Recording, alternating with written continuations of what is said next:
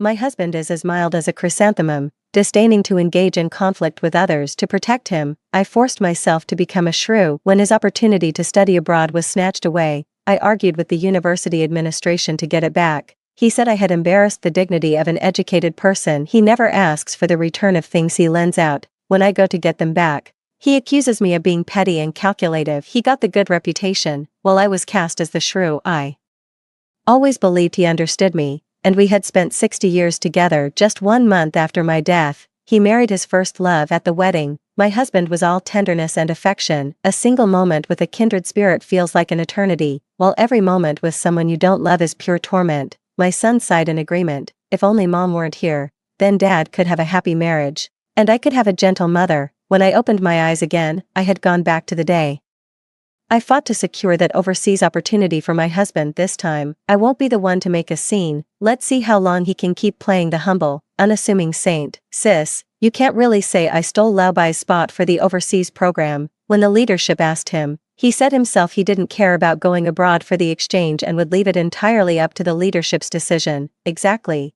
I naturally have to give the opportunity to the comrade who actively pursues it.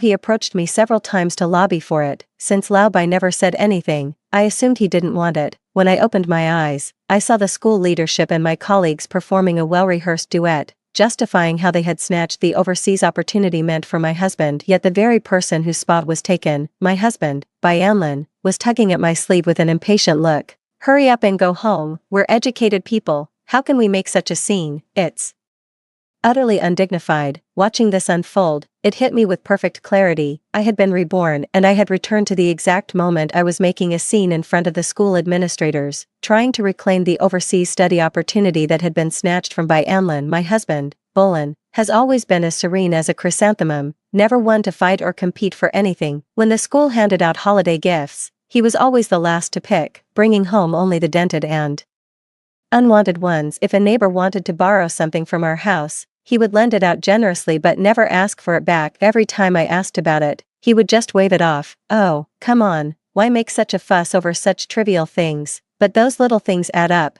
They may not seem expensive individually, but buying them 10 times a month amounts to a significant sum. My husband is a professor, but he's too principled to seek extra income, so we only have his fixed salary. We have a child to raise, and the family budget is already stretched thin. How can we afford such wastefulness? So, I'm left to pinch pennies after my husband's generosity at work. My husband is also not one to fight or push for things, even though his teaching quality, number of published papers, and research achievements are top-notch. He never seems to get a break when good opportunities come around. He often says, I'm a researcher. How can I afford to worry about such worldly possessions? I'm at a loss.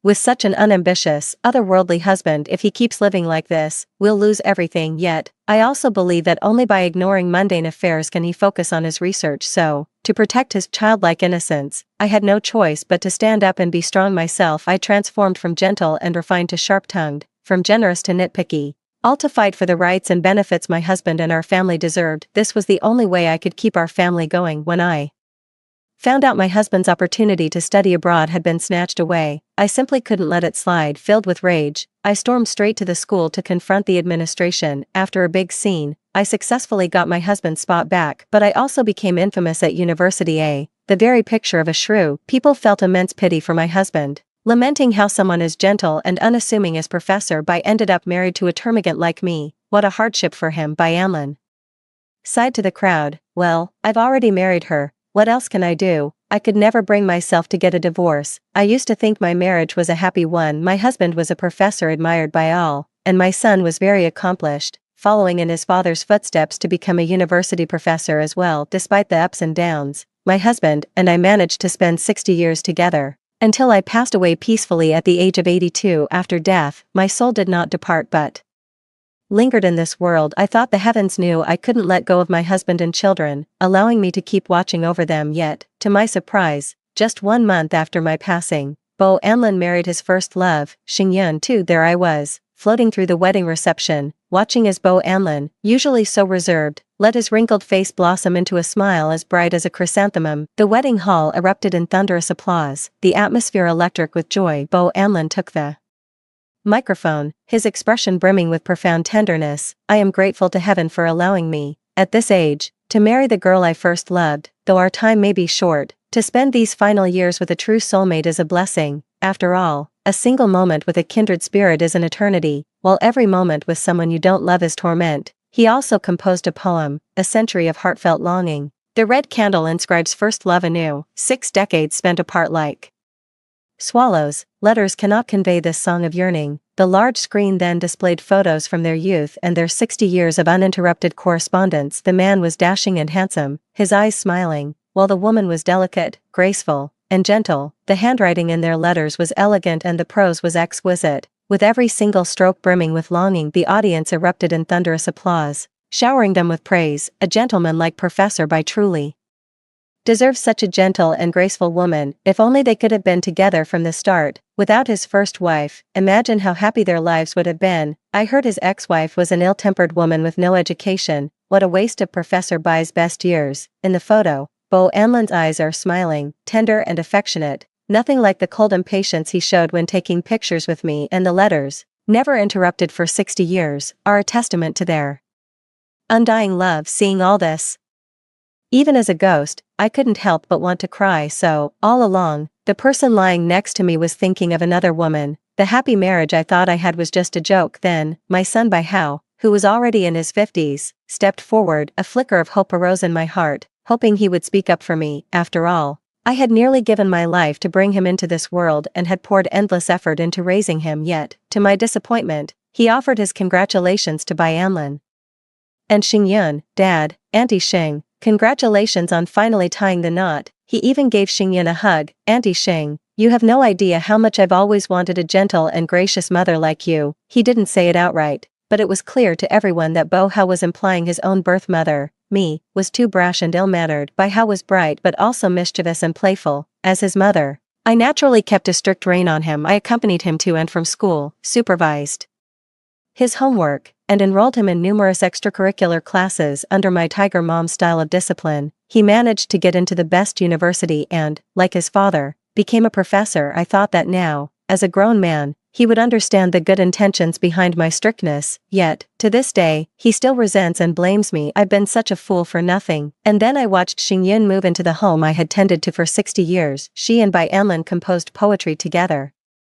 tended to flowers and plants, like an idyllic, fairy tale couple. My son treats her even better than he treats me, his own mother. He even sighs with admiration. If only Mom weren't here, Dad could have a happy marriage, and I could have a gentle mother. A wrong marriage only brings misfortune to everyone, so all my lifelong devotion to them, in their eyes, was nothing but a mistake and a source of misfortune. How absurd. How utterly absurd. 3. Perhaps the heavens sensed my profound resentment, for I was reborn, though I didn't return to the very beginning, to prevent it all from happening. But now, I've only been married to Bai Anlin for 15 years, and I've been reborn in the vibrant, upwardly mobile 1980s. I believe there's still time to change everything. I quickly composed myself and deftly avoided Bo Annan's attempt to pull me aside. Then, shifting from my previous aggressive demeanor, I turned to the school administrator with a smile. Did Annan really tell you he doesn't care about such superficial things? Yet he came back quite upset. I thought he really wanted this opportunity, which is why I'm here. It seems I was mistaken. You did the right thing.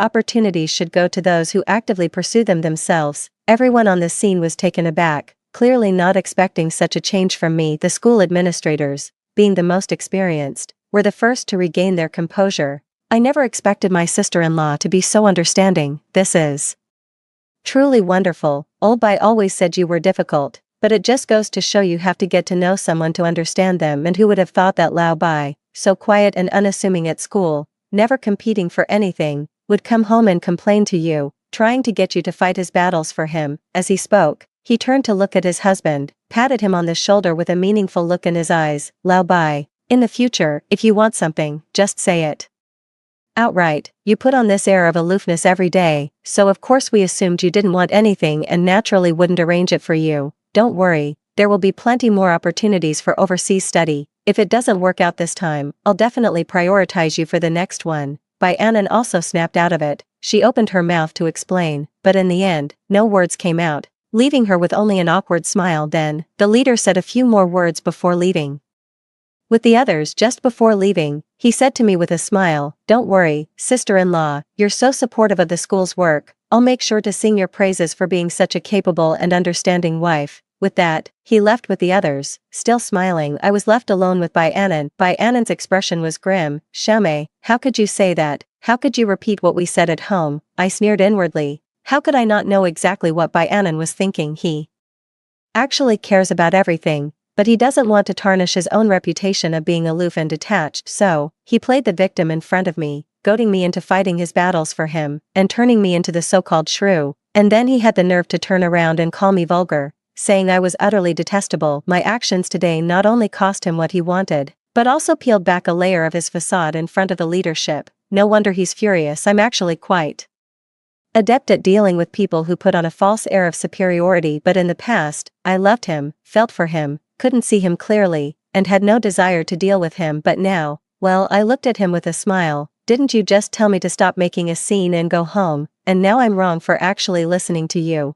Besides, you're the one who's always going on about how we're upright and have nothing to hide, that we can say anything to anyone. So, is what you said something you asterisk can't asterisk tell people? You never said it. Bai Annan was left speechless, completely stumped for a response. He flicked his sleeve in anger and stormed off home. For our current home is an old public housing apartment allocated to Bai Annan by the university. The layout, with 2 bedrooms and a study, isn't large, but I've made it feel quite cozy. After returning home, Bai Annan shut himself in the study. Whenever we had a disagreement and he was upset, he would retreat to his study, and we were always fighting. A major blowout one day, a minor squabble the next. Come to think of it, he spent most of his time at home holed up in that study. In the past, it was always me who had to back down before he would reluctantly emerge, but now, I stared at the closed door with a cold sneer in my heart. It would be best if you just stayed in there and kept out of sight. Just then, the front door opened again. It was my son, Bai Hao, returning from school. Bai Hao is 14 now, just starting the 8th grade. Of course I love him. What mother wouldn't love her own child? But after my death, his actions truly left me heartbroken. However, he hasn't done anything wrong yet. If he can be set straight, I'll continue to be a good mother to him. But soon enough, Boheo's actions disappointed me. He saw the closed study door and frowned. "Mom, why did you upset Dad again? He's not like you, obsessed with trivial worldly matters. Don't pick a fight with him over your petty issues." My heart sank. So, Bai Hao had been siding with Bai Annan this early on, even though Bai Annan was nothing but an absentee father to him. While I had given up my own career to be by his side all along, I couldn't let it go and pressed on. How, aren't you even going to ask why we were arguing, to figure out who was right and who was wrong? Bai Hao just rolled his eyes. Why even ask? Dad's not the type to nitpick. If it weren't for you constantly stirring up trouble, would our family have this much drama? Mom, can you try to be a little gentler? It's no wonder Dad prefers a gentle woman over someone like you. So that's what Boheo really thought. And what did he mean by that last remark? A cold feeling spread through me as I stared him down. And how exactly do you know what your father likes? Where did you get the idea he prefers gentle women over me? A flicker of guilt crossed Boheo's face, but he forced a calm front. Just a guess, he said. Who'd like someone as fierce as you? Of course he does. With that, he turned and hurried into his bedroom. I've got homework to do. Call me when dinner's ready. I'm his mother. How could I not see he was flustered? In the past, my son would always play for a while first and only start his homework after my repeated urging. When has he ever been this proactive? At this moment,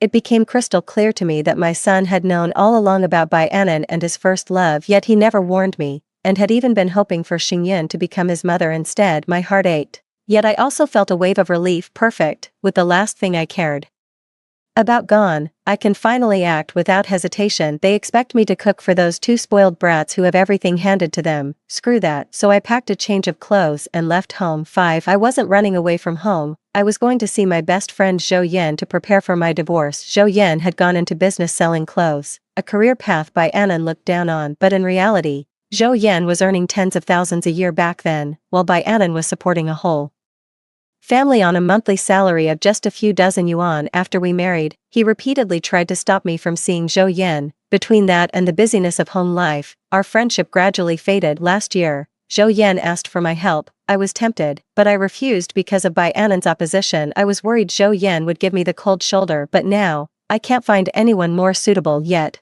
when I stated my purpose and mentioned my intention to divorce, she warmly embraced me and even clapped her hands. Finally, you've come to your senses. It's obvious that man of yours doesn't love you. I've been wanting to tell you to stop being his doormat. How can I help? I was deeply moved. I need you to help me find a good divorce lawyer, lend me a camera, and put me in touch with a newspaper reporter. And, are you still willing to hire me to work for you? Zhou Yan agreed without hesitation. Of course, I hugged her back, showing the first genuine smile since my rebirth. It's a relief. I haven't completely failed. I still have my best friend to rely on. 6. It was only after 3 days, and at Zhou Yan's enthusiastic urging, that I finally went home. The house was in complete disarray. The father and son were out, one at work, the other at school. I had deliberately chosen this time when they were both away. I went into Bai Annan's study. Bai Annan had always said that even between husband and wife, privacy must be respected, so, aside from cleaning, his study had always been off limits to me. I gave him all the respect he could ask for, and in return, he secretly corresponded with his first love behind my back for 60 years. But now it's convenient, I've got the evidence of Bai Annan's infidelity. It took me less than a minute to find the letters, as they were just sitting in his desk drawer, not even locked. I couldn't help but laugh. Bai Annan must have been counting on my love for him to act so brazenly, even though I had already seen it once at the wedding. Looking at it again now still makes me sick. I quickly snapped a photo of the letter with my camera, then held onto it, waiting for the two Bai men, father and son, to return at 7 p.m. Both of them came home one right after the other. When Bai Annan saw me, his face immediately hardened. So you finally decided to come home? Is this how a mother and wife should act? Who knows where you've been running off to? Bohao's tone was equally harsh. Mom, how could you just leave without a word? We were starving for ages that day. Oh, whatever, just go make dinner first. I want sweet and sour pork ribs. Every word was filled with reproach. Without a shred of concern for me, I couldn't be bothered to argue. I just threw the letters down. That's right, I'm not worthy, but as someone who's been married for over a decade and still texts their first love every day, worthy of being a father or a husband. Bai Annan's face instantly changed. Xiaomei, have you lost your mind? Don't you know what privacy is? How could you snoop through my letters? With that, he strode forward, trying to snatch the letter from my hand. I sneered and deftly sidestepped his attempt. So much for respect. You've been secretly contacting your first love for over a decade behind my back. Let's just skip the respect. Then, Bai Annan flew into an even greater rage, shedding all pretense of her usual serene and detached demeanor. You're insane, a real shrew. How could I possibly like you when you act like this? My relationship with Yun Yun is nothing more than an occasional exchange of pleasantries. It's proper and restrained. Do you really have to latch onto it and make a scene? Society is more open now, and plenty of people get divorced. The only reason I put up with you is out of a sense of responsibility. Do you really think I don't have the guts to divorce you? Their son chimed in from the side. Mom, stop making a fuss and apologize to Dad already. Dad and Aunt Xing live so far apart, they just write to each other once in a while. Why are you being so nitpicky? The more you act like this, the more Dad will dislike you. You're living off my dad right now. If you really get a divorce, where are you going to live? If you divorce him, I'm not going to suffer with you. Bai Annan immediately puffed up with pride. Xiaomei, I'm the one providing for you.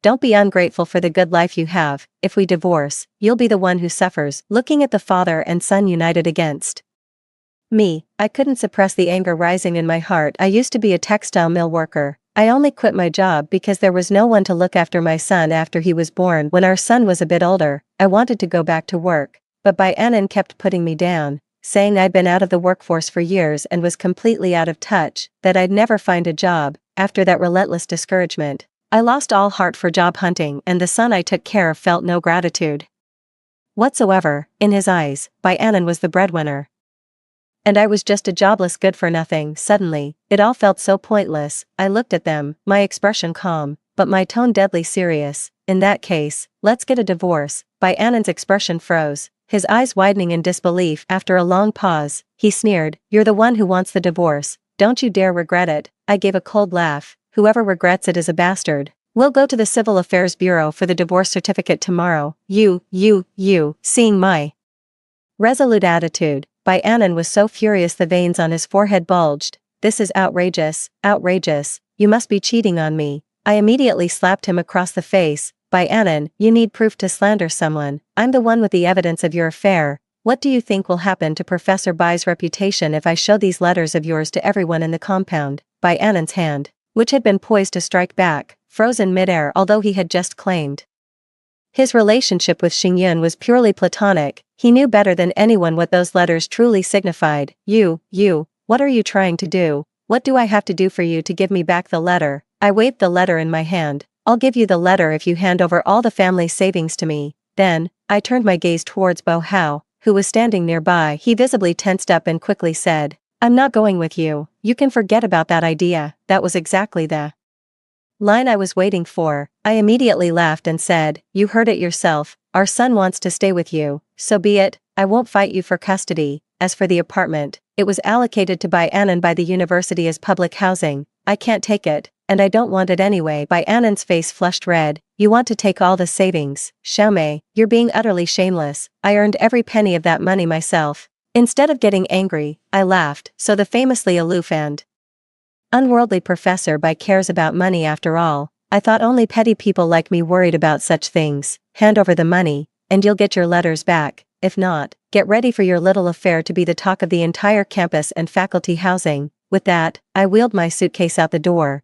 leaving behind the home I'd lived in for 15 years. 7 In the end, Bai Anan agreed to give me all of his savings. After all, Bai Anan has a fixed monthly salary and doesn't lack for daily expenses. The savings were only about $1,000, which I had painstakingly scrimped and saved for over the years. Most importantly, Bai Anan didn't want to ruin his reputation over a few $100. As for me, I wanted to get my savings back. Firstly, I wasn't about to let those two bastards get away with it, and secondly, I needed it as seed money to start my new life. Outside the Civil Affairs Bureau, both father and son glared at me with pure hatred. Xiaomei, I hope you won't regret the decision you made today. Mom, I really don't understand why you have to be like this. You've torn our perfectly good family apart. I just watched the two of them calmly. Don't worry, from now on, you go your way, and I'll go mine. I won't bother you again. Then I turned and walked away, a cold smile forming on my face. Does Bai Anan think he can just walk away scot-free? In his dreams after the divorce,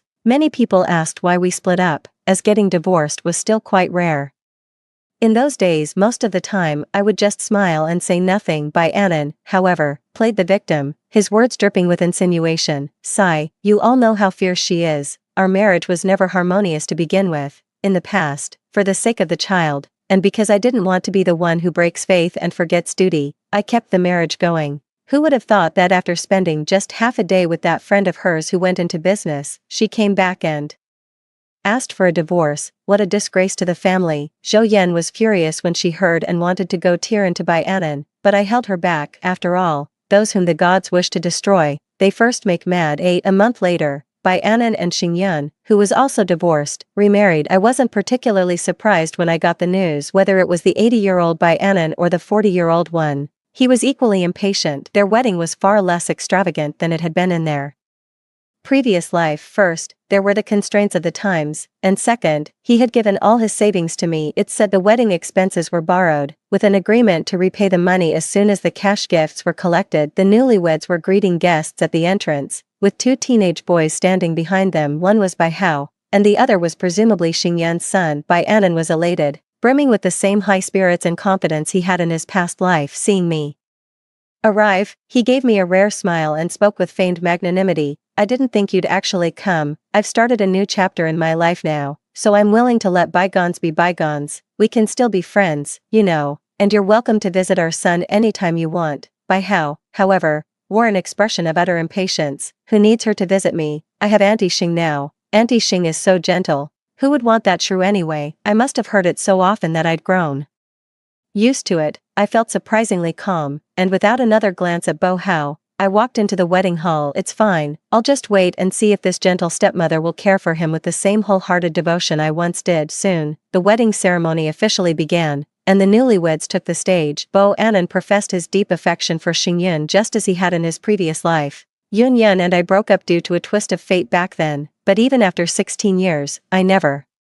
forgot her. Thankfully, fate intervened, we both got divorced, and now we can be together again. Being with someone who shares your interests and passions is truly the most wonderful thing in the world. This time, however, his heartfelt declaration didn't have the same impact as it did in the past life, because I was still alive, sitting right there in the audience. As soon as he finished speaking, all eyes turned to me. My expression remained calm, but inside, I was thrilled. What could be More satisfying than a scumbag admitting to an emotional affair himself, but that wasn't enough. I had to pour fuel on the fire. I stood up and pulled a stack of photocopies from my bag. Perfect timing. I, too, was deeply moved to learn that Annan has cherished his first love for 16 years. I can provide everyone with more evidence of their affection. With that, I scattered the photocopies in my hand towards the crowd. Most people in this world love gossip. Seeing this, they swarmed forward, scrambling to grab the photocopies. As you can all see, throughout the 16 years of my marriage to Annan, he wrote to Xingyun at least twice a month. Their letters were filled with tender confessions and deep affection. He also provided her with financial support on multiple occasions and even used business trips as an excuse to visit her many times. After learning of their feelings for each other, I was so moved that I divorced him to let them be together. Furthermore, my son prefers a gentle stepmother like Xingyun.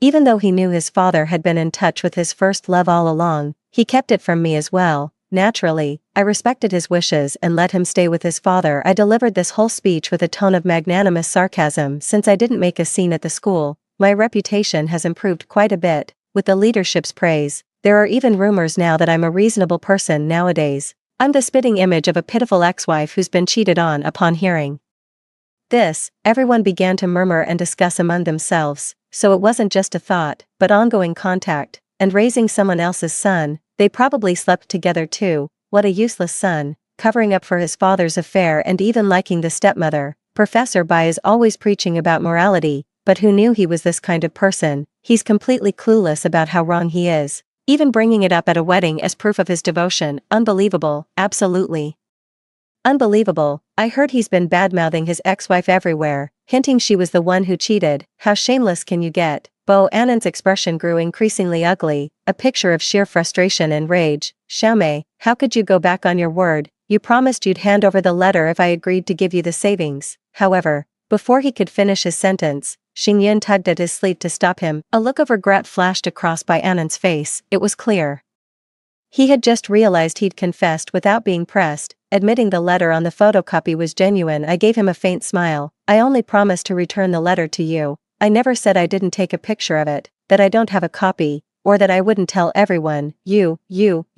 Annan pointed at me, wanting to say more, but was held back by Xingyun, who was standing beside him. Then Xingyun simply fainted on the spot. Saving her was the priority, so everyone rushed Xingyun to the hospital. My eyesight has always been good, and I could see her eyeballs moving rapidly beneath her eyelids. It seems she was faking it to make her escape. Not a bad plan. Actually, Xingyun's cunning completely outmatched both father and son of the Bai family. Looks like we're in for quite a show. 9. I even made a point of bringing a newspaper reporter to the wedding. The wedding was indeed a spectacle, and with the main players being prestigious university professors, the whole farce made the papers the very next day. Annan's reputation was instantly ruined. The university, in particular, was just the right size for gossip to spread. Soon, the entire campus knew that Professor Annan from the School of Biology, after 16 years of marriage and a prolonged emotional affair, had finally left his wife for his first love. People in those days were still quite principled and viewed such behavior with utter contempt. Many students directly confronted Annan in his own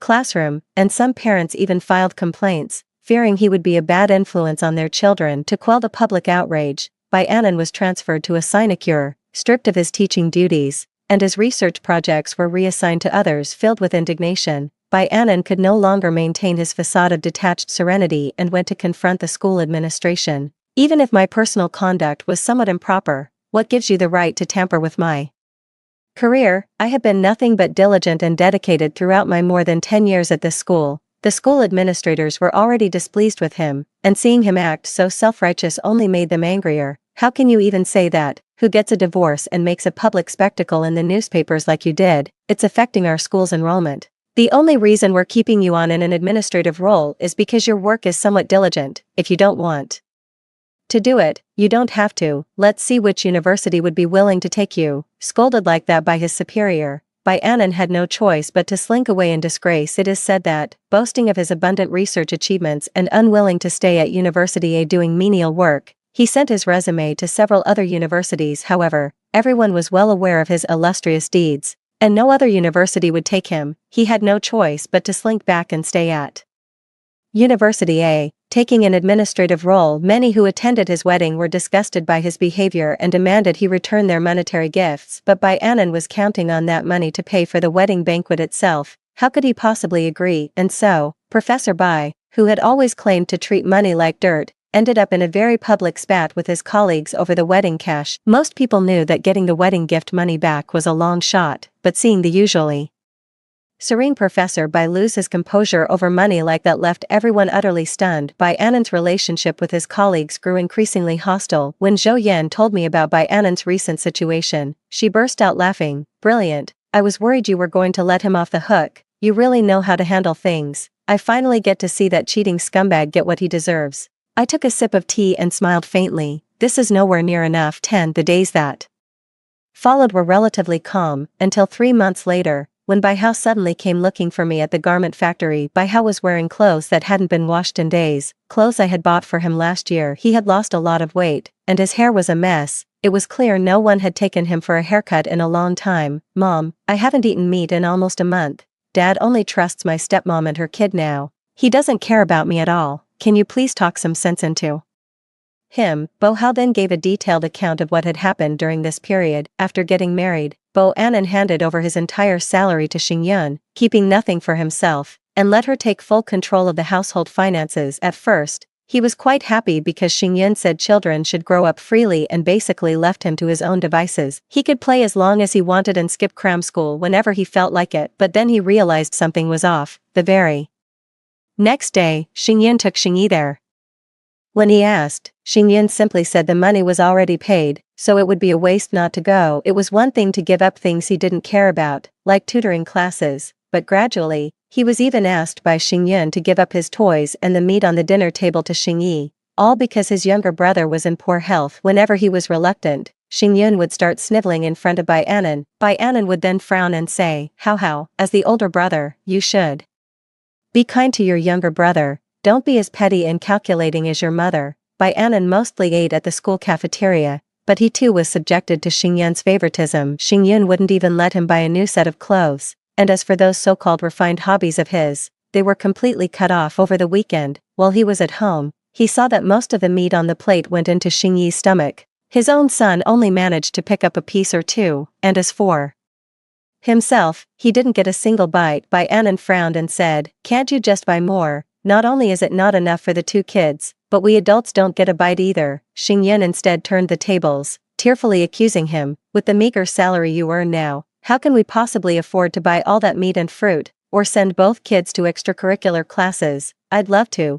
but can't you just go out and make more money? Bo Annan, having had his sore spot jabbed, immediately fell silent. Consequently, Bo Hao's former life of privilege was gone. For the past month, he could barely get a few bites of meat and was often left hungry. I'm not surprised by their family's predicament. Xingyun's complaints are not unfounded. Bai Annan's salary was never high to begin with, and being a man of principle, he had no other sources of income. That's why I had to pinch pennies back then, just to keep the family afloat and spare Bai Annan from worrying about money. But now, with the impractical and romantic Xingyun in charge, and 2 children in their teens to raise, it's no wonder they're struggling to make ends meet. I watched my son sobbing his heart out, yet my own heart remained strangely calm. Does he truly understand his mistake now? Does he finally see the good intentions behind my past actions? I'm afraid the truth is simpler. He's just been wronged out there and has come to me for help. He hasn't even asked to stay with me, but he is my son. After all, I can't just turn my back on him completely. I took him back to my current dormitory at the garment factory. It was a single room, but very basic, just a bed, a desk, and some toiletries. I'm divorced from your father now, so I can't get involved in your family's affairs. If you're willing, you can come live with me. I'll help you apply for a dorm room. Bai Hao surveyed the surroundings, frowned, and then shook his head quickly. No, I'd better go back and talk to Dad. He's just been blinded by my stepmother.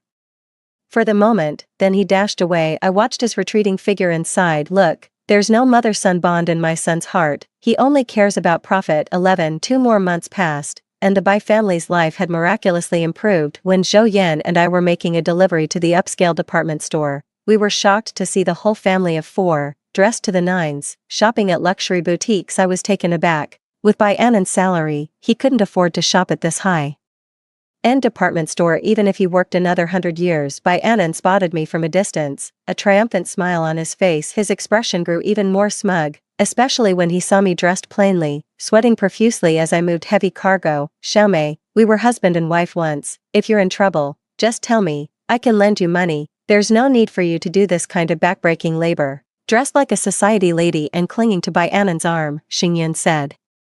Graciously, Sister Mimi, I owe this wonderful life of mine to you. Stepping aside, if you ever have any difficulties, you must let us know. I turned to look at Bai Hao beside me. He was pretending not to see me as he browsed the toys displayed on the counter. Where was the disheveled mess from when he came to see me before? Sure enough, he only acknowledges me as his mother when he finds me useful. When he doesn't need me, he wishes I would just vanish into thin air. I found this family's attitude rather amusing, and a mischievous urge to tease them stirred within me. Is that so? Well, I do have a pressing need to invest in a new factory, and I'm short about 100,000. Since you're all so generous, I wonder if you could lend it to me. Hearing me name the sum of 100,000, Bai Anand's face instantly flushed crimson with anger. Xiaomei, after all this time, you're still as ungrateful as ever. Then, turning to the three people beside him, he said, let's go.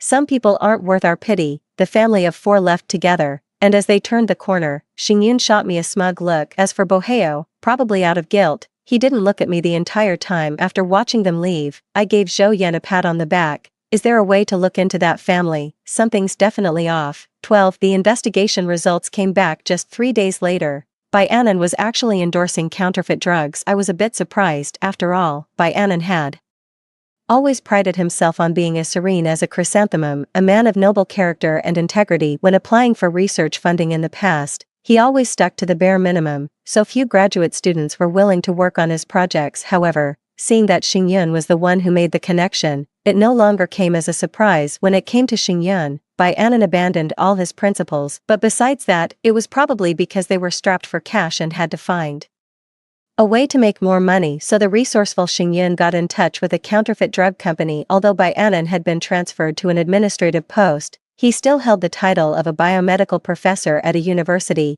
which was more than enough to fool elderly folks in their 70s and 80s. At first, Bai Anand was reluctant, thinking to himself how he could tell lies just for money. However, after receiving a hefty red envelope of 1,000 yuan from the counterfeit drug company and being assured that the pills were merely vitamins and would cause no harm, he completely set his mind at ease. Afterwards, Bai Anand endorsed the counterfeit drug company over a dozen more times and even appeared in advertisements, earning himself 30 to 40,000 yuan. 30 to 40,000 was a fortune in those days. No wonder that family was so arrogant. Reading the transcript of Bai Anand's promotional speech, I couldn't help but furrow my brow deeply. How could he claim it cures all diseases and reverses aging, swindling those elderly folks out of their life savings? Bai Anand's moral compass is even more broken than I ever imagined. I must have been out of my mind to ever buy into his act of being humble and unassuming. Whether it was for personal vendetta or for the sake of justice, I immediately went to the police station to report the counterfeit drug company. This was a time when public security and fraud were being strictly cracked down on. The police took my report very seriously and, on the third day, raided the company's promotional event.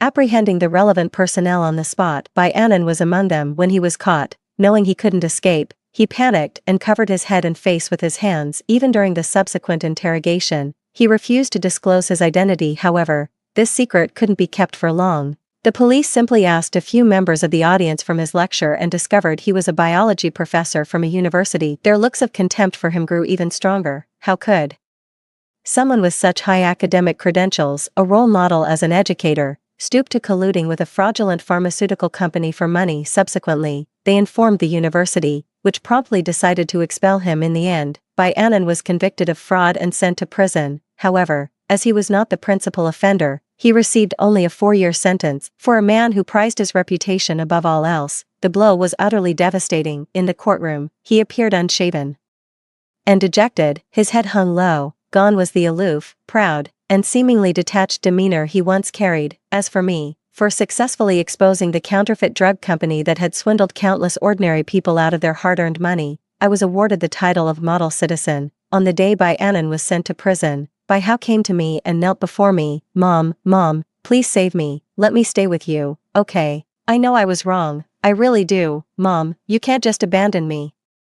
Looking at my son before me, I could no longer tell if his remorse was genuine or if he was just clinging to whoever could provide for him. I let out a sigh. You're 15 now. I'll arrange for you to board at school. I'll provide you with a monthly living allowance at the average rate, and I'll support you until you come of age. If you manage to get into university, I'll pay for your studies too. After all that's happened, it's time you learn to grow up. Bai Hao opened his mouth as if to say something, but in the end, he remained silent. Finally, he kowtowed to me and said in a low voice, I understand. 13 News of Bai Anan reached me again half a year after his release. He was back in prison for accidentally killing someone in a fight, with Bai Anan serving a 7-year sentence. Xingyun naturally didn't wait around. She found another man to support her and her son, but despite her considerable skills, she was getting on in years, and her notorious reputation from past events meant she couldn't land a decent man. In the end, she settled for companionship with a middle-aged migrant worker who'd come to town for labor. Xingyun wanted a divorce from Bai Anan, but Bai Anan refused point blank. After being expelled from school,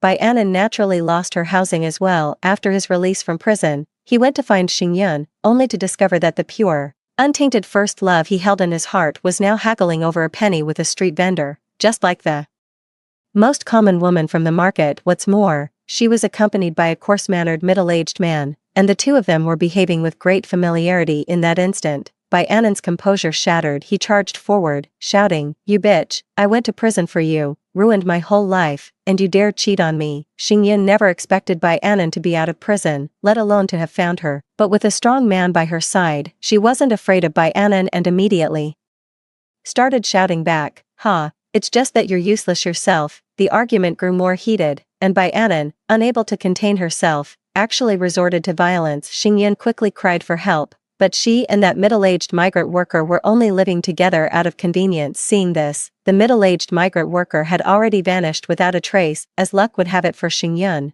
there were exposed steel rebars at the spot where they were arguing. After being shoved by Bai Anan, Xingyun fell backward directly onto a rebar. It pierced a vital spot, and he died instantly. Bai Anan was apprehended on the spot. Later, for involuntary manslaughter, he was sent back to prison and sentenced to life. Hearing about Bai Anan's final fate, I simply muttered serves him right before throwing myself back into my work. By then, Zhou Yan and I had expanded our business across the entire country, establishing ourselves as one of the leading forces in China's garment industry. Gazing at the brilliant sunshine outside the office building, I felt an immense sense of ease. It's true, what goes around comes around. In this life, I am destined to live brilliantly. The end. Story 2. Reed Lu's first love crashed into me while drunk driving, leaving me disabled and unable to hold a scalpel again. I refused to settle, and in his anger, he abandoned me on the highway that night. Amid thunder and rain, I limped home on my injured leg, only to find the two of them tightly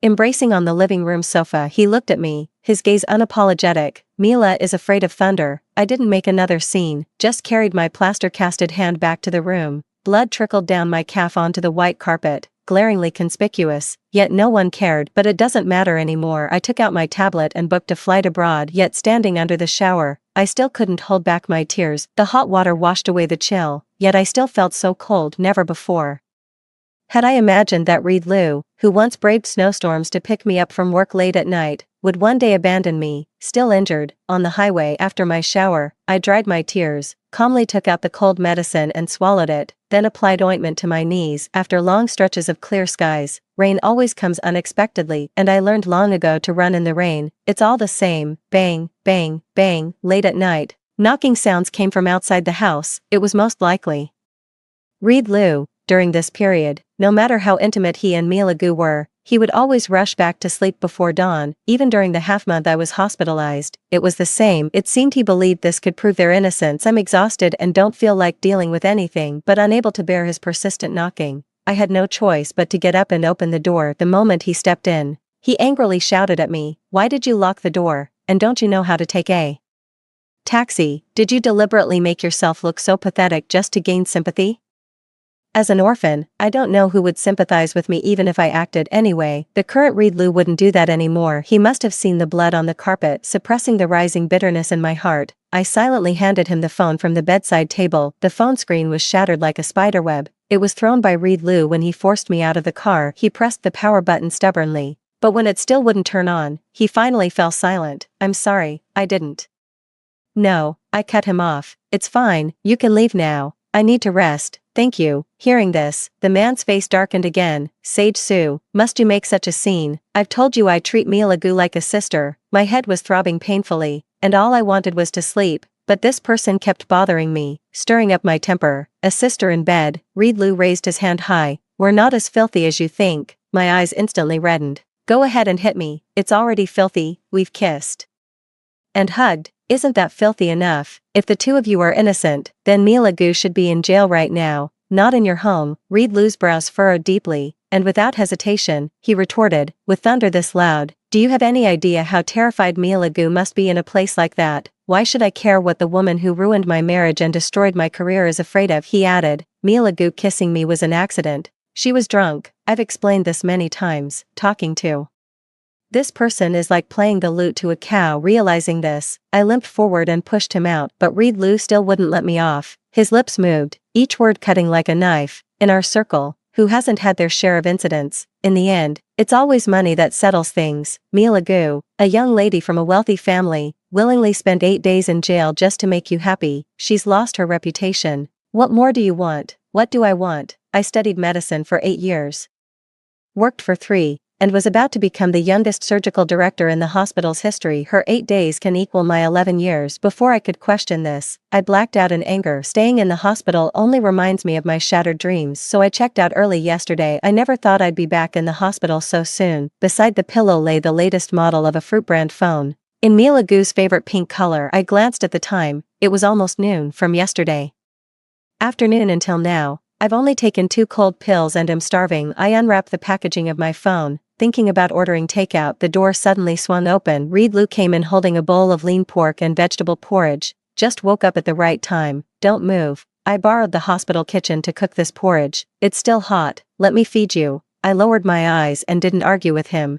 Take good care of your injury. I'll keep my distance from Milagu in the future so you won't have to worry. After just a few bites, his phone rang. It was the piano piece, Mariage d'amour, Milagu's exclusive ringtone. The call background is also a photo of Milagu in a white dress playing the piano. After just 2 notes, he answered the phone, not even having time to put down the porridge. Brother Reed, help, ah. On the phone, Milagu's screams were piercing. I was startled, and Reed Lu reacted even more intensely. By the time I regained my composure, the bowl of scalding porridge in his hands had already spilled onto my lap. Have the caregiver clean this up. He spoke so fast that I couldn't make out what he was saying. With that, he walked away without even turning his head. I froze for a moment, then limped to the bathroom to splash cold water on myself. After nearly 10 minutes of splashing, the burning sensation in my chest finally subsided a little. I was drenched all over, but the porridge and vegetables stubbornly clung to my clothes. The wound on my knee split open again, staining my pants red. After a long while, I leaned against the wall and slowly crouched down, hugging myself as I murmured, Sage Su, you didn't do anything, so why are you in such a sorry state? Covering my face, I shook my head as tears streamed through my fingers over and over. I don't know,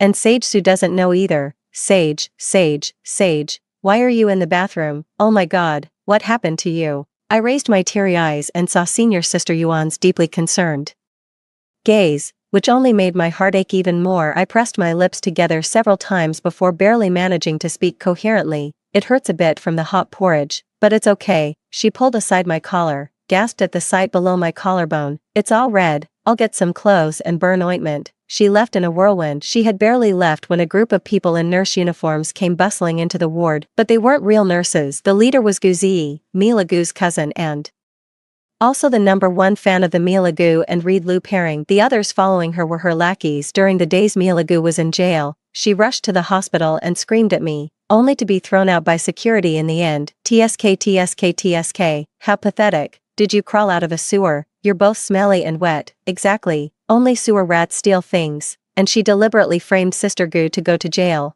What a vicious schemer. They chattered away, maliciously holding up their phones to take pictures. I reached out, snatched Guzi's phone, and then smashed it fiercely onto the ground. How dare you break my, The ward fell silent for a moment. You bitch, how dare you hit me? I grabbed Guzi's hand. I'm pregnant. Do you really want to make your sister the mistress who caused the legal wife to miscarry? The pregnancy was a lie, but it clearly worked. Guzi reluctantly withdrew her hand. Her face flushed with anger as she shouted, the one who isn't loved is the real Mistress. After speaking, she pulled out another phone from her bag. She turned it on and shoved it in my face. My sister and brother Lou are true love. I paused for a moment, then took the phone. What Mila Gu showed me was her WeChat moments. Her moments are set to be visible for only 3 days, and now only 2 posts can be seen. One was from last night. She posted a picture of lightning and thunder with the caption, "We embrace each other in the storm." The other was posted half an hour ago. A 9-square grid featuring a Bichon puppy wearing a birthday crown, herself in a princess dress, and Reed Lou smiling beside her with cake all over his face. Caption, "A little trick, willing fish take the bait, happy birthday, ching ting, clear courtyard." Mila Gu's little trick, Reed Lou's chaos and panic, utterly romantic. I smiled sarcastically, looked up at Guzi, and enunciated each word, home wrecker.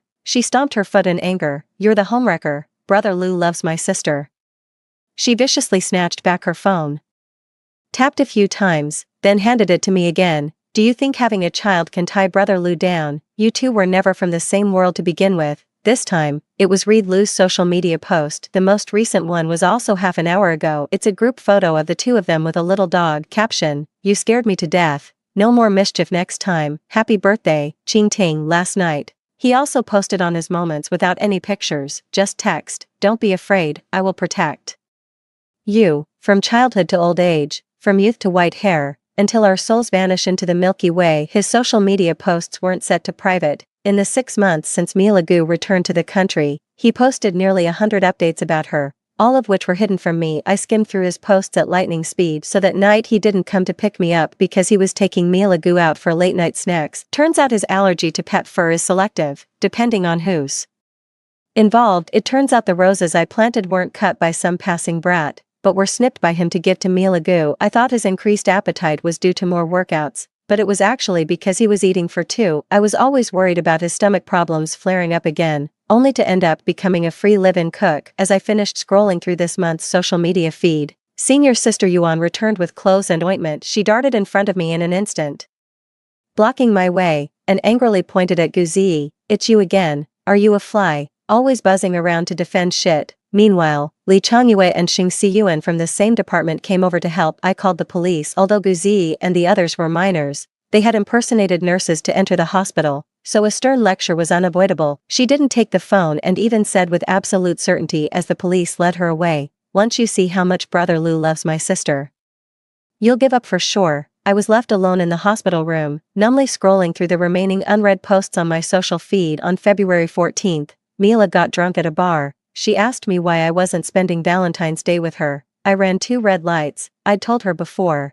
"Just turn around and you'll see me." On February 3rd, Mila came back. I thought I had moved on, but the moment I saw her, I realized how much space she still occupied in my heart. Now, though, I can only treat her as a little sister. On February 1st, she said she was coming back, but I'm already married. As I scrolled, I came across Reed Lou's social media post from the night before our wedding. A very important person from my past had Rh-negative blood, and so does she, so I thought I'd give it a try. This marriage was calculated from the very beginning. In the end, my tears fell into the wonton soup. I scooped up the wonton and put it in my mouth, only to realize it had gone cold and soggy. After a moment's hesitation, I flushed the cold wontons down the toilet and ordered a fresh batch. The new wontons arrived quickly, piping hot. A voice said to me, "Sage Su, hot wontons are so much better than cold ones." So I picked up my phone and changed the flight to tomorrow. After finishing the wontons, I wheeled myself to the department to hand over work with my colleagues. As I kept busy, the sky darkened. By 10 o'clock,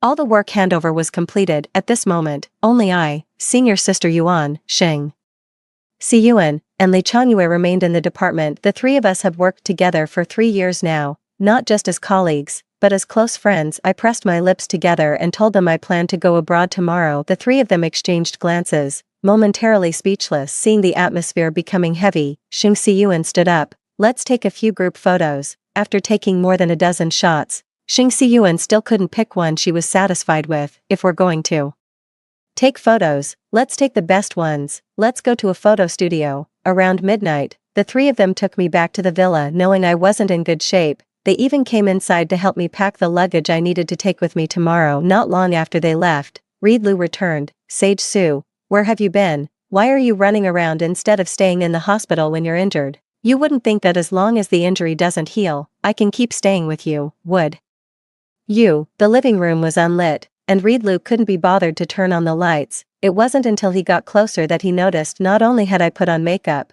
but I was also wearing a green strapless dress. Reedloo stared at me intently, his eyes turning crimson with anger. Sage Sue, you'd better not have cheated on me. I calmly looked back on the past, said goodbye to my colleagues and took a few sets of photos. The anger on Reedloo's face faded as he raised an eyebrow to examine me, his eyes revealing strong interest. Your colleague has good taste, this dress suits you. I gave an absent-minded without looking up, my fingers scrolling through my phone. Reedloo was taken aback, thinking that saying goodbye to my colleagues had put me in a bad mood. Let's hang out more often in the future, so our bond won't fade. Don't be sad. Being a doctor is not only exhausting but also poorly paid and extremely busy. The hospital will run just fine without one less doctor. In the future, you can be like the other girls in our circle, enjoying afternoon tea and shopping. I'll take care of earning money, and you can focus on being beautiful. Isn't that great? As he spoke, his hand rested on my shoulder, his fingers caressing my skin. I stiffened for a moment, then pushed his hand away and wheeled my chair back half a meter. Then I turned around and headed toward the bathroom. I'm going to take a shower. Reedloo's tone rose. You're not mobile, let me help you. I turned my head and looked at him unhappily. Did you save Mealagoo? A hint of unease flickered in Reedloo's eyes. His right pinky finger twitched slightly, a subconscious habit whenever he lied. The airbag deployed. Nothing too serious. By the way, were you scalded by the porridge? I glared at him. It's hot, so I'm angry. Until my anger subsides, you can sleep in the guest room. Early the next morning, Reedloo got up to make breakfast for me, a bowl of handmade beef noodles that looked exceptionally good. I had never eaten it before, but I had seen him make it for Mealagoo. It was when Mealagoo had just returned, and at that time, I thought they were just good friends. Seeing Reedloo personally making noodles, I casually asked him why he never made them for me before. He said, it's too much trouble. Back then, we had a good relationship, so I naturally replied, then next time you make noodles for Mealagoo, make me a portion too. I'll have tomato and egg noodles, no scallions or cilantro. But Reedloo still waved his hands repeatedly. Forget it. Using my time earning millions a month to make noodles for a little doctor like you with a salary of just a few thousand is a total waste. Mealagoo is a wealthy heiress. Don't compare yourself to her. That was the first time I cried because of Mealagoo. Coming back to my senses, Reedloo was looking at me expectantly, waiting for me to taste it. I took out my phone to take a photo, then looked up at him. I don't eat scallions or cilantro. A hint of impatience flickered in Reedloo's eyes, and when he spoke again, his tone was much worse than before. Then what do you eat? Tomato and egg noodles. He turned and walked into the kitchen, but in the end, I still didn't get to taste the handmade noodles made by Reedloo, because I sent a photo of the beef noodles to Guzi. Less than 5 minutes after sending the message, Reedloo was called away by Mealagoo's phone call with my luggage in tow. I went to eat the tomato and egg noodles at the orphanage's entrance. The orphanage had already relocated, but the taste of the tomato and egg noodles remained the same. After finishing the noodles, I took a car to the airport. The plane carved a beautiful arc across the sky. A month later, the cast on my right hand was removed, and new skin had grown over my knee. I got an internship as a teaching assistant at a research institute called Angel. Through an interview, I was at work when the orphanage director called. The elderly dean's voice trembled with excitement. Sage, your biological parents have come for you. You were abducted. The woman who abandoned you wasn't your real mother. Yet I felt no joy, only a dazed numbness. Moments later, 2 unfamiliar voices came through the phone. Sage, it's Mom. My poor daughter, you've suffered so much. Sage, I'm your father. Come back home, and let me make it up to you. Okay, the childhood fantasy had come true at this moment, but I was no longer a child. The day I returned to Highshire, the sky was hazy. My biological parents came to pick me up, accompanied by a blonde-haired boy. When he saw me, the boy suddenly rushed over and gave me a big hug, his enthusiasm exaggerated, like a golden retriever wagging its tail. Second sister, I'm your biological brother. My name is Guyu. I frowned slightly. Guyu, not Gu as in ancient, but Gu as in to take care of. The boy answered me loudly. I abruptly stopped in my tracks and looked at this middle-aged couple. You lied to me. I narrowed my eyes to scrutinize the pair, surprised to realize I had seen these 2 faces not long ago in Reedloo's social media post celebrating Mealagoo's birthday. You are Mealagoo's parents. The young man beside them was still out of the loop, looking utterly confused. Mom, Dad, why are you lying? Second sister, how do you know our eldest sister? I said calmly, isn't it normal for the first wife to know the mistress? Mother Goo's face darkened for a moment. Father Goo gave his wife a look while explaining to me. He said they lied to avoid misunderstanding and promised to better manage Mila Gu in the future. Mother Gu chimed in, let's go home first, we'll talk about it later. I refused and asked them for the hair before the test results come out. I won't believe a single word they say. I checked into a hotel in the evening. I had dinner at the restaurant on the first floor of the hotel. Reed Lu was like a piece of sticky gum I couldn't shake off. Appearing in front of me again, Sage Su, why are you running around?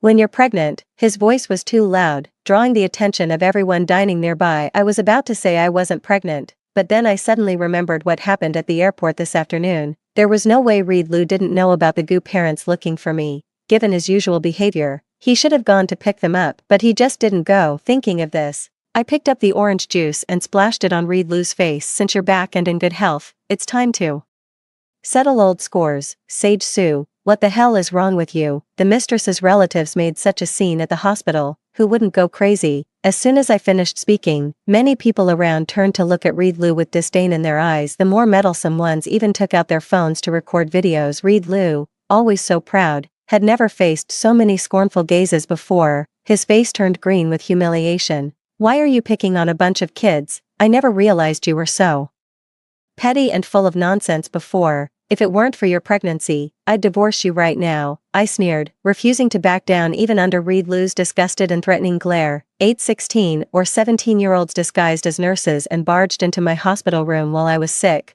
forcing me to make way for true love. The police report spells it out clearly. Is that what you call being petty? A few murmurs rose from the crowd. This is called eliminating harm for the people. This is no child, but a hoodlum. Reed Lu left behind an unreasonable remark and then fled in panic. The video shot by a passerby was reposted and spread by marketing accounts, surprisingly gaining quite some traction. Many netizens asked in the comments section who the other woman was. To satisfy everyone's curiosity, I paired the post with the most popular emotional music of the moment, Gentle Version, and shared screenshots of their social media moments on a certain platform. In less than a day, the video received over 1 million likes. Comments section, what kind of fairy tale love is this? So romantic, so dreamy. I pinned a comment in the section, the mistress you all asked about. Marketing accounts reposted the video as memes. Netizens who learned the truth instantly exploded with outrage, discussing the disgust level of shipping a couple only to find out it's a scumbag and his mistress. I won't say who chipped their tooth. These days, even shipping couples requires caution. 2 days passed, and the test results came out. Mila Gu's parents are indeed my biological parents as well. In the villa, dressed in a white gown, Mila Gu, as delicate as a jasmine flower, lay in Mrs. Gu's arms wiping away her tears. For the university's anniversary celebration, she had meticulously prepared a 2-month piano solo performance, only to have it cancelled by the school authorities on the grounds of her poor personal conduct. Mr. Gu looked at me, then at the 2 burly men in sunglasses flanking me, his brows furrowing into a deep frown. Why did you bring 2 bodyguards? I blinked and retorted to Mr. Gu, why do you think they're called bodyguards? Could someone who raised a daughter like Mila Gu really be model parents? Besides, Mila Gu's parents becoming my parents. Even if it's true, it still feels eerie. Of course, I need to be extra cautious. Mother Gu looked up at me, a trace of disdain flickering in her eyes. We're your biological parents. Would we ever harm you? I shook my head vigorously, like a rattledrum. No, no, no. Just a few days ago you were merely the parents of that homewrecker, having nothing to do with me at all. You've shared over 20 years of affection with that homewrecker, but there's no such bond between us. Hearing me repeatedly call her a homewrecker, the couple's faces turned alternately pale and purple with rage. Mila Gu remained silent, only lowering her head to sob incessantly. The boy looked at me, then at Mila Gu, his face full of irritation. Cry, cry, cry. Is that all you know how to do? I told you before not to cling to Reed Lu. I don't get why you're so desperate to be the other woman, and you still want to perform a piano piece at my school. Are you trying to ruin me? If people find out I have a sister who's the other woman, who would still hang out with me? Mother Gu glared at her son, but ultimately couldn't bring herself to scold him. Instead, she shot a glance at me, her daughter who had just returned, with an air of profound seriousness. We're all family here. Besides, there's an order to these things. Your sister knew Reed Lu first. If we're talking about stealing, it's you who stole your sister's man. Mila didn't say anything, so don't be so stubborn. Your sister was supposed to perform a piano piece at her alma mater, High University's anniversary celebration, attended by so many wealthy and famous people. It was a perfect chance to shine, and you ruined it.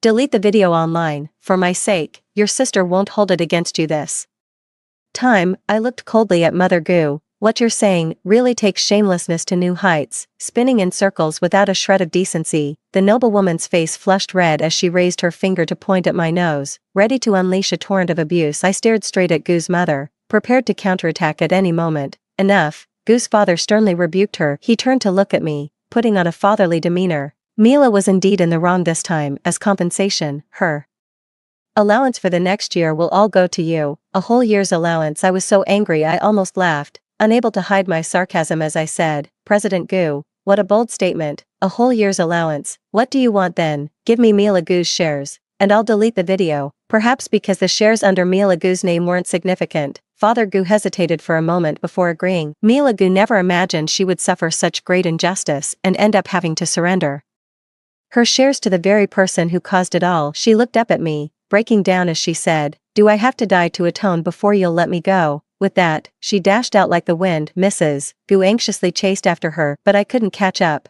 and soon it was back in my sight again. She looked at me with disgust. "Are you satisfied now?" I shook my head innocently. "The shares haven't been secured yet. What's there to be satisfied about?" Mother Goo collapsed onto the sofa, panting heavily. I turned to look at Father Goo. "Several entertainment accounts are waiting for my authorization. Since I can't be a doctor anymore, it's not bad to become an internet celebrity while the topic is hot, don't you think?" Less than 2 hours after Mila Goo left, her shares were officially transferred to my name. I happily ate my fruit while directing the bodyguards to move the luggage to the largest room on the second floor. One bodyguard carried things in, while another threw the existing items out.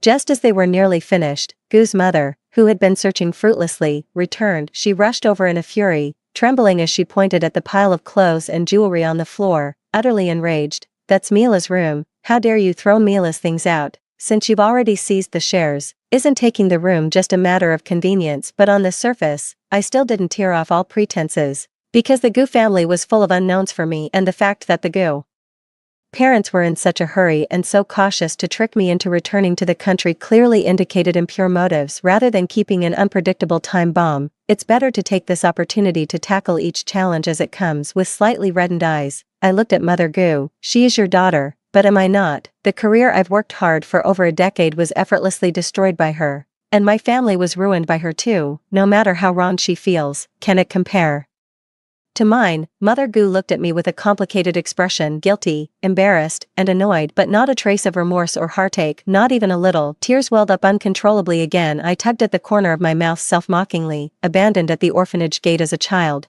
and now abandoned on the highway by my husband after marriage. Sage Sue, isn't this enough? Do you want to be abandoned again? Mother Goo opened her mouth. "Mila has been pampered since childhood. This room is what she's used to." I interrupted her. "Since you won't even give me a room to stay in, I might as well go abroad." Hearing this, Mrs. Goo swallowed all her unwillingness. Mila Goo was brought back by Reed Lou, but her timing was unfortunate. Mother Goo was wearing an apron and personally cooking my favorite spicy dishes. Father Goo was gently serving me soup, and even the usually impatient Gooyu was meticulously picking out fish bones and peeling shrimp for me. When Mila Goo returned, Mother Goo merely gave her a brief glance before quickly turning back to the kitchen. Before long, the pungent aroma of spicy food wafted from the kitchen. Mila Goo coughed repeatedly from the spiciness, looking at us in confusion as if she couldn't understand why, in just 2 short days, I seemed to have completely replaced her. Reed Lou patted the disheartened girl beside him sympathetically and spoke with displeasure. "Mila hasn't been able to eat these past 2 days and even had thoughts of suicide. Now that she's finally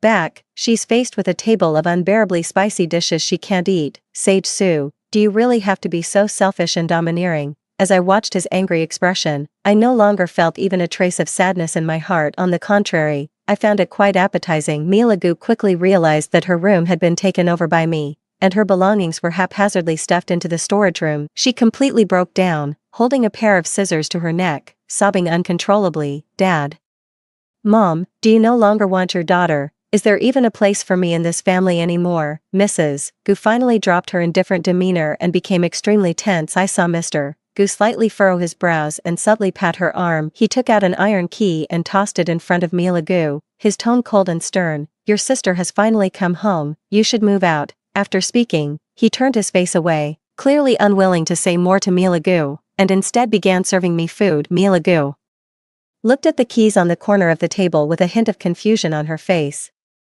Reed Lu seized the opportunity to snatch the scissors from Mia Gu's hand. He picked up the keys and pulled Mia Gu away. Before leaving, he didn't forget to mock me. Those from orphanages sure have plenty of tricks up their sleeves. Father Gu slammed his chopsticks on the table, angrily scolding Reed Lu for not knowing what's important. Mother Gu softly comforted me, putting on the perfect act of a loving mother, witnessing their sudden change in attitude. Gu opened her mouth in confusion then. A look of sudden understanding flashed across his face. In less than 10 seconds, their figures disappeared around the corner, as if this well-acted show of winning people over had come to an end. As the one being courted, I leisurely sipped my soup. By the time the porcelain white bottom of the bowl was revealed, Reed Lu and Mia Gu had returned before me. Behind them are my 2 bodyguards. Reed Lu looked impatient. Sage Su, what do you mean by this? The response was a stack of white papers slapped across his face. I turned to Mia Gu and said leisurely, the things the Gu family elder gave me, aren't they burning your hands to hold on to? The white paper fluttered to the ground, and in the end, Gu couldn't resist his curiosity and picked it up. The young man quickly scanned the words on the paper. When he looked up again, his eyes were filled with disbelief and indignation. Mia Gu is actually the daughter of our former housekeeper. Mom and Dad, have you lost your minds? Her biological mother abandoned my real sister in an orphanage, and you've been doting on this imposter for over 20 years without a word. Now you're even protecting her at every turn, secretly giving her the house Grandpa left for my sister. No wonder you've been acting so differently these past few days. It's a guilty conscience. Just a guilty conscience. I looked at the 2 children raised by the Gu family parents. One is a clueless green tea white lotus, the other a straightforward naive sweetheart. The key Mr. Gu threw to Mia Gu seemed utterly ordinary at first glance. In reality, it was the key to a villa in Haishi's famous retro-style villa district. This was originally meant to be a meeting gift from the Gu family patriarch to me through Mr. Gu. Mr. Gu deceived both sides. I told Grandpa Gu that I disliked the iron key, thinking the Gu family wanted to drive me out to live in a shabby house, so I refused. In front of me, they staged another act of driving Mia Gu out to live elsewhere. This way, they could make Grandpa Gu dislike me, dispel his idea of changing Mia Gu's surname, and preserve her status as the wealthy heiress. At the same time, it made me feel favored, thereby gaining my trust. Unfortunately, I came prepared as a member of the Gu family. As early as the day Mia Gu left, I had already added the old man's WeChat through Guyu. The truth was exposed. Mr. Gu slumped onto the sofa and began recounting a past incident. At the age of 18, he was in a car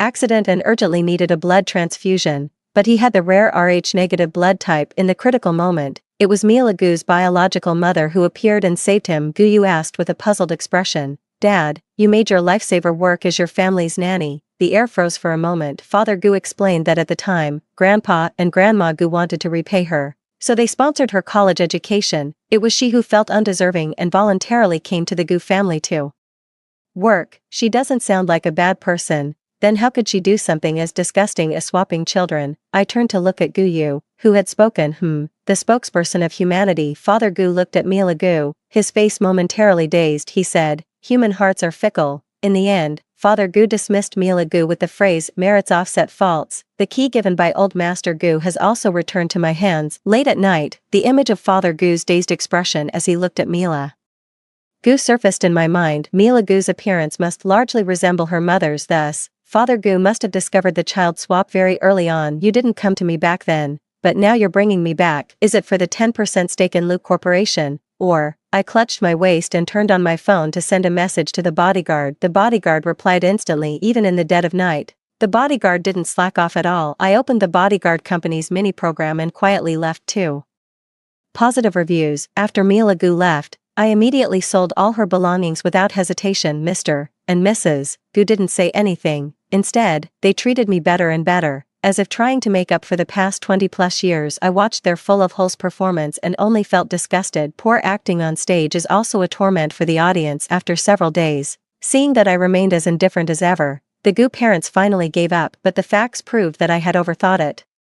Father Gu secretly held a homecoming banquet for me. He lied to me, saying it was a relative's birthday party. Only when I arrived did I realize it was a celebration for my return. Father Gu even invited a crowd of reporters, claiming it was to let the world know the joyous news of the Gu family's lost heiress being found. Shares, jewelry, houses. The Gu family parents exaggeratedly displayed their affection for me in front of the camera. Reed Lu didn't attend the banquet but sent someone to ostentatiously deliver a pink diamond necklace the size of a pigeon's egg to me. The banquet video posted online attracted significant attention. They marveled at the Gu family's doting affection for me. They debated whether I was born lucky, having married into wealth even before reuniting with my biological parents from a prominent family. As a result, many labels were attached to me. The Gu family's long-lost treasure, finally recovered, the beloved daughter cherished by her wealthy parents, born with the luck of a golden carp. As I scrolled through several viral banquet videos with millions of likes online, I clearly realized they're desperate. In less than a week, a video of Mrs. Gu fainting at a charity event topped the trending charts. I frowned as I watched the video of the event, realizing it was aimed at me. Many netizens recognized her as the mother of the lucky fish heiress. Before long,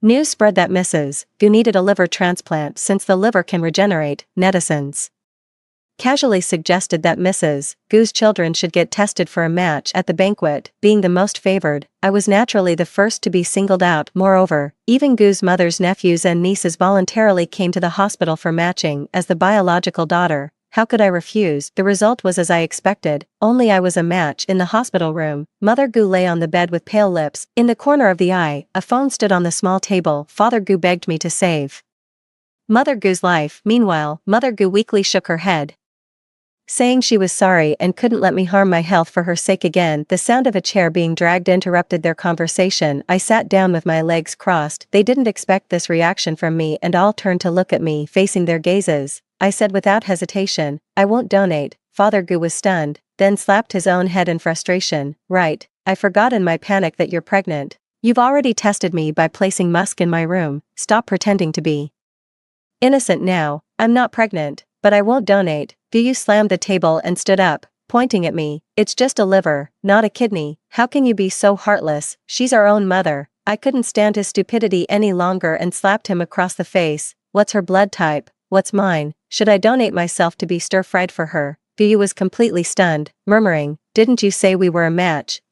What's your blood type?" I hinted meaningfully. "Same as your sisters, panda blood." "You have panda blood, but mom is type A." He looked blankly at his parents, unsure what kind of show this was. I stood up and walked to the door, not at all surprised to see a crowd of reporters. "Let's go. Let's check upstairs." Gu hurriedly followed along. When the door was opened, Reed Lu was feeding Mila Gu some fruit. After half a month apart, Mila Gu had lost a significant amount of weight and was already critically ill. Reed Lu stood up with a cold expression and pushed me away. "Sage Su, why did you bring so many reporters?" A pair of hands steadied me from behind. It was Guyu. He threw down the card he had just picked up from the bedside, pressed his lips together, and charged forward, grappling with Reed Lu. "Who the hell are you pushing? You deceived my sister's feelings and now you want to scam her for a liver too. How shameless can you two be?" The reporter picked up the card, which bore the name Mila Gu. The one who needed a liver was Mila Gu. Half an hour later, the young man walked up to me, his face bruised and swollen. "Sis, I wasn't lying to you with mom and dad." For some reason, I felt my nose tingling. I turned around. "They must think you're too dumb and would mess things up." "Sis, why are you leaving? Wait for me.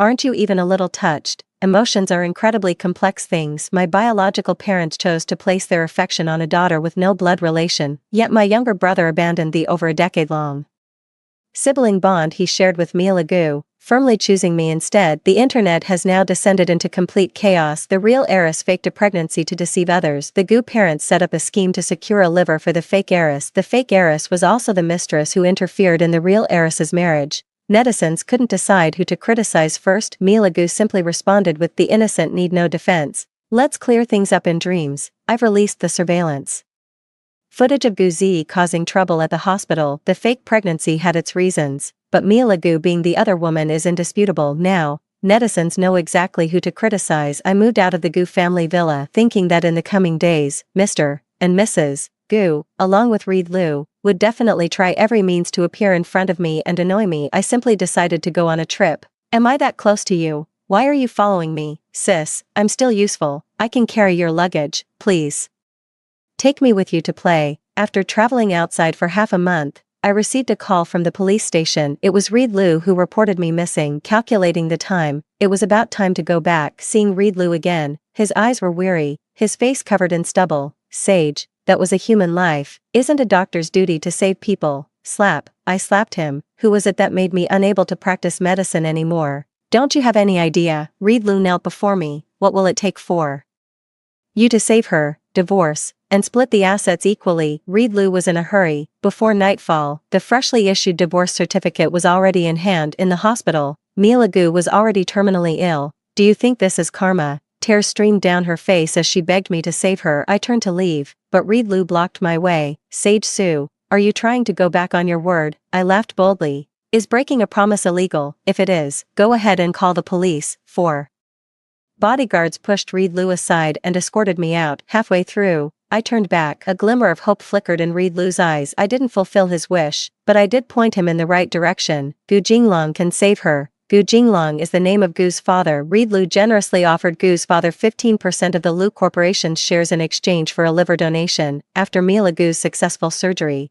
Reed Lu immediately knelt down to propose. He said that after facing life and death, he finally realized who the most important person was. I removed Reed Lu's parents from the blacklist. I casually created a group chat with the three of us and told them about Reed Lu's grand gesture of buying a liver at a high price. Now, Lu's parents, who had been traveling around the world, couldn't sit still anymore. They flew back to the country overnight, but the matter was already settled. Not only could they not change it, but they also had to put in the effort to organize their son's engagement banquet. At the engagement banquet, Gu's parents, who were supposed to speak on stage as the bride's parents, suddenly didn't show up. The happy photo of the couple on the big screen suddenly changed to surveillance footage of Mila Gu deliberately driving into me. The engagement banquet ended with the police taking Mila Gu away. The already sparse guests left, murmuring among themselves. I sat at the very back, slowly removing my sunglasses and mask. Of course, I was the one who installed the surveillance. The absence of Gu's parents was also because I revealed the secret to Gu's mother that Mila Gu is the illegitimate daughter of Gu's father. He said people's hearts are fickle,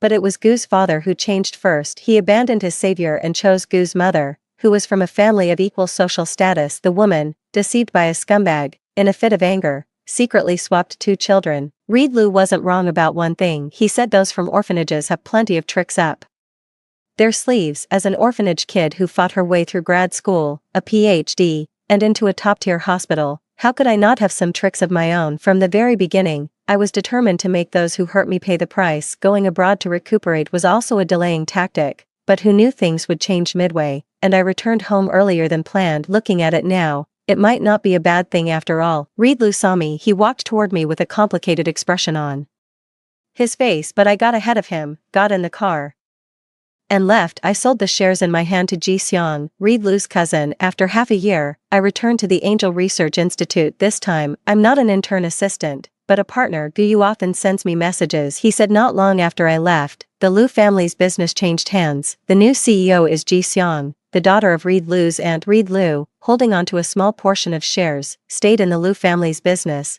To prove himself, he traded business secrets for projects. Ji Xiong swiftly reported the matter to the police. Upon discovery, in the end, Reed Lu was imprisoned for economic crimes, and all his personal assets were awarded to the company to compensate for its losses. At the age of 30, my name appeared for the first time in a drug registration document at the very end. But I am not discouraged, for in my heart dwells the bright moon sage, journeying 1,000 miles to carefree realms.